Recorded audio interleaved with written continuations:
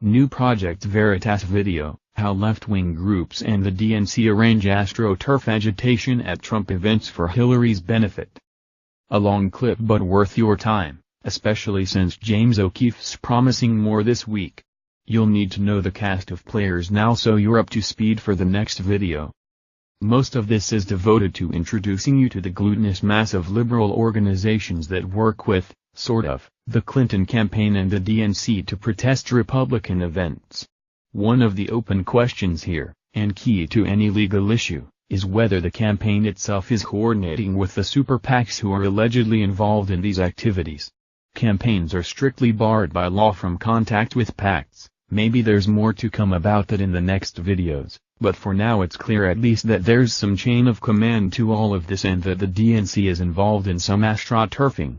AstroTurf refers to political protests that are designed to look like they were organized by regular grassroots people but are secretly orchestrated by professional political actors. The key figure here is activist Scott Fovel, who describes the various sleazy tactics he uses to send agitators into Republican events, often with the hope that a fight will break out. Ideally you'll be attacked, he tells one undercover recruit in the first few minutes of the vid.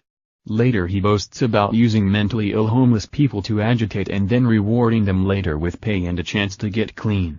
It's all about bird dogging, creating a sense of anarchy at Trump events that'll feed the media narrative that Trump's fans are unhinged.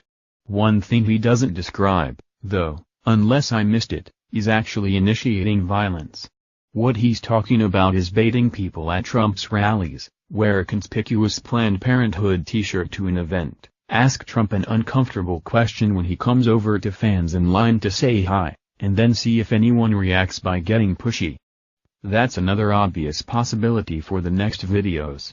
Did Fovel say at any point that he's sending people in to start fights by throwing the first punch? There's an enormous difference, obviously, between forcing a Trump supporter to defend himself physically and expecting a physical confrontation by expressing yourself verbally. The highlight, I think, is DNC operative Aaron Black admitting at around 9:30 that the left-wing protests that turned into a famous melee outside one of Trump's events in Chicago this past March was a DNC production. The fact that that incident was astroturf isn't surprising. What is surprising is that the DNC ever would have thought that violence outside a Trump rally would hurt Trump more than help him. He's an authoritarian candidate who preaches law and order. I remember watching the DNC's stooges shutting down his event that night live on CNN and wondering how many undecided voters would decide that Trump is exactly the sort of president we need to prevent this sort of anarchy. Democrats must have come to the same conclusion later because, apart from an even uglier violent protest at a Trump event in San Jose, California, in June, there haven't been many major clashes at Trump rallies this summer and fall.